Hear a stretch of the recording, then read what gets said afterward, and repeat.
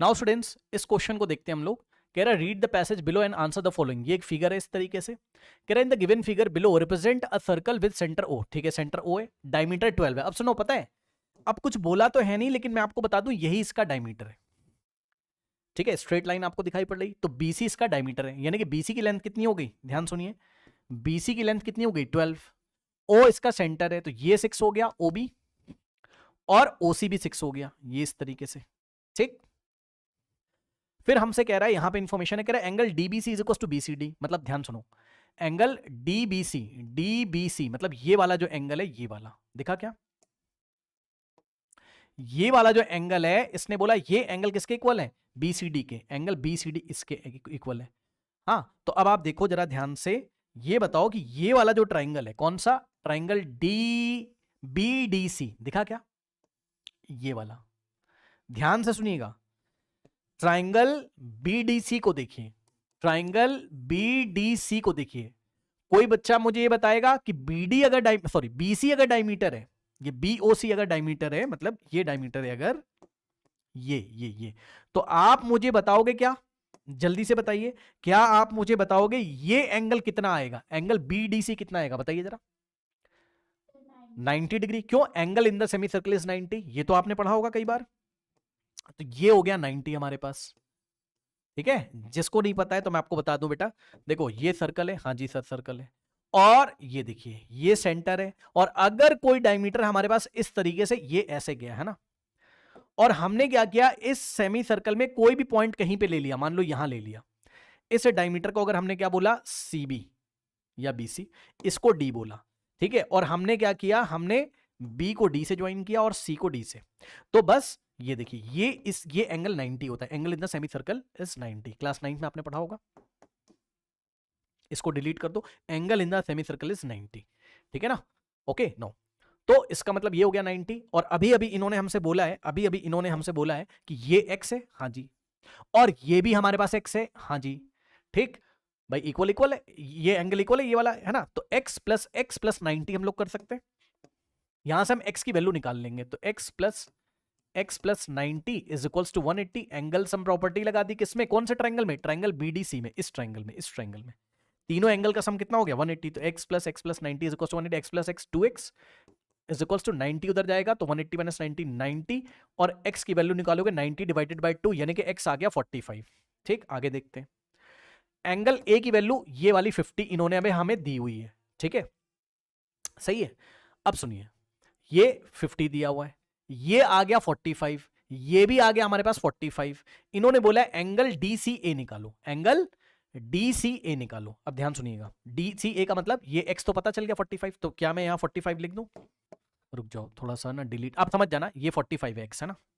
अब सुनो, अगर इन्होंने एंगल DCA मेरे से पूछा हुआ है, एंगल देखिए, एंगल DCA मेरे से पूछा हुआ है, एंगल DCA किसका किसका सम करेंगे बताना जरा। DCA तो ये पूरा हो जाएगा ना, मतलब जितना x है,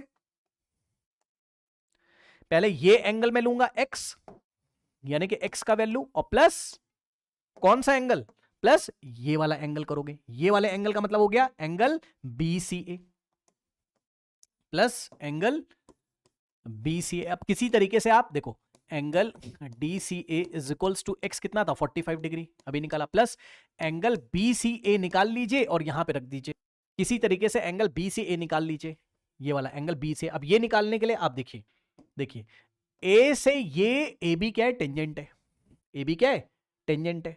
तो अगर AB टेंजेंट है तो OB क्या है, रेडियस है, और रेडियस और टेंजेंट के बीच में एंगल कितना बनता है 90। ये देखिए ये 90 हो गया हमारे पास, ये भी एंगल 90 हो गया।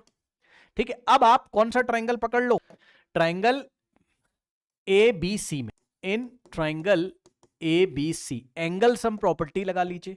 कौन सा ट्राइंगल है, ABC, ये देखिए ABC दिखा क्या, इस ट्राइंगल में एंगल सम प्रॉपर्टी अगर आप लगाओगे तो ध्यान से चेक करिए, ये 90 है, एंगल B कितना है 90 है, लिखना शुरू करिए, 90 प्लस ये 90 हो गया, ये कितना है 50 है, प्लस 50 और प्लस ये वाला एंगल, यानी कि angle BCA, plus angle BCA, ठीक है, और इन तीनों का सम कितना हो जाएगा एंगल सम प्रॉपर्टी से 180 के इक्वल, तो इज इक्वल्स टू 180, है ना। अब देखिए 90 प्लस 50 कितना होता है 140, 140 को इधर लेके जाओगे तो 180 माइनस 140 40 डिग्री आ जाएगा, यानी कि एंगल BCA कितना आ गया 40 डिग्री। इसको ले जाके यहां रख दीजिए, तो angle DCA is equals to 45 plus angle BCA कितना है 40, तो यहां से 40 प्लस 45 85, तो एंगल DCA कितना हो गया, ये देखिए ये एंगल पूरा ये DCA हो गया 85 डिग्री, है ना, correct. So this is the answer here, ये आंसर हो गया हमारे पास एंगल DCA का। अगर आप चेक करें, एक ये वाला आंसर हमने कर दिया, सही है, ये वाला। अब आगे हम लोग देखते हैं, ठीक है, अब आगे हम लोग देखते हैं। देखिए स्टूडेंट्स, कह रहा है इन ट्राइंगल BAC, मतलब ये वाले ट्राइंगल में, बड़े वाले ट्राइंगल में, ABC बोलो या BAC बोलो, मतलब इसी ट्राइंगल में, इस ट्राइंगल में, है ना, एंगल BAC बोला है ना शायद उसने, हाँ। कह रहा है length of side CA is equals to 2.5 times OB।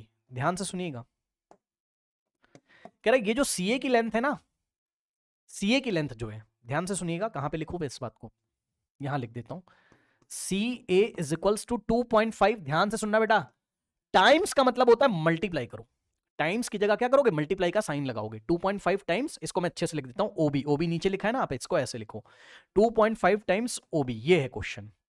तो CA is equal to 2.5 times का मतलब इंटू, और OB लिख दीजिए यहां पे इस तरीके से, ठीक।